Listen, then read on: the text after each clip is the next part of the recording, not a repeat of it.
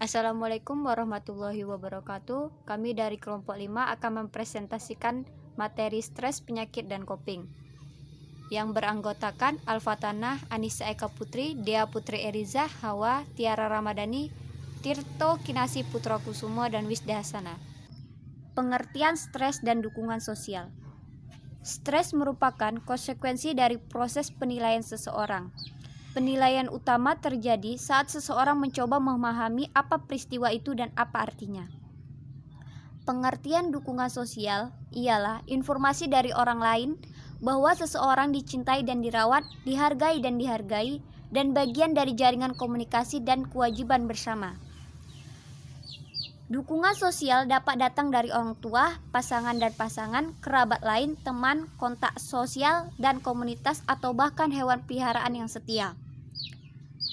Teman dan keluarga yang mendukung dapat menyediakan bantuan emosional dengan meyakinkan orang tersebut bahwa dia adalah individu berharga yang diperhatikan.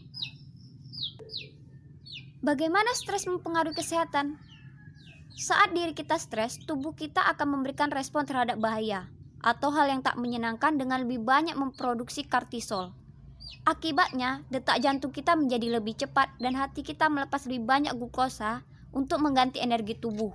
Yang artinya, secara tidak langsung, stres dapat mempengaruhi kesehatan pada manusia. Dampak stres pada beberapa bagian tubuh. Yang pertama yaitu perut. Stres mampu meningkatkan asam lambung, mual, dan diare atau sembelit. Penurunan aliran darah dan oksigen menuju perut yang dapat menyebabkan kram, peradangan, serta ketidakseimbangan bakteri usus. Dan yang kedua yaitu kulit.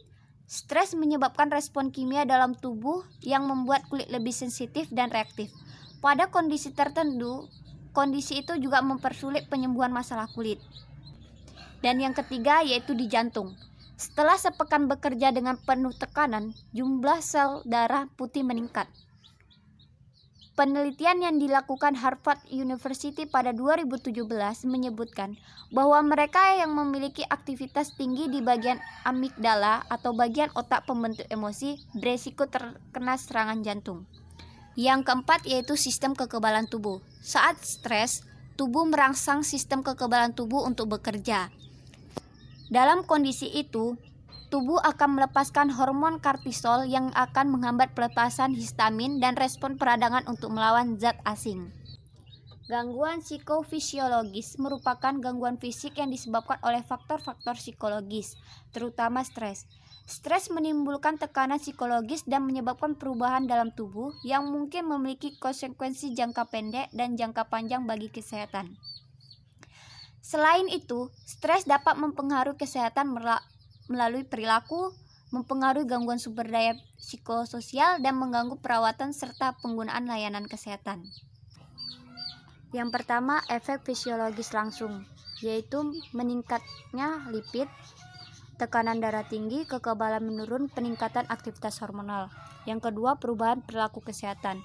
Dapat meningkatkannya kebiasaan merokok, penggunaan alkohol, penurunan nutrisi, jam tidur berkurang, pola makan yang buruk. Yang ketiga, sumber daya psikososial. Dukungan sosial yang terancam, mengurangi optimisme, ancaman terhadap harga diri, rendahnya rasa penguasaan. Keempat, kesehatan. Penurunan kepatuhan terhadap pengobatan, meningkatnya keterlambatan dalam mencari perawatan, profil gejala yang tidak jelas, menurunnya kemungkinan mencari perawat. Hubungan stres dengan gangguan kardiovaskular. Ketika seseorang mengalami stres, maka tekanan darahnya akan meningkat tinggi. Maka aliran darah pun menjadi tidak lancar sehingga tekanan darah tinggi inilah yang menyebabkan gangguan pada jantung dan berisiko terjantung. Satu contohnya ketika seseorang menonton pertandingan olahraga yang sangat mereka gemari. Pada tahun 2008, Wilbert Lampen dan rekan melakukan penelitian untuk mempelajari kejadian kardiovaskular akut di 4.279 orang Jerman ketika tim nasional Jerman bermain di pertandingan sepak bola Piala Dunia. Semua orang tahu bahwa ketika terjadi permainan kotor atau tim yang didukung gagal, maka akan membangkitkan amarah dari penggemarnya.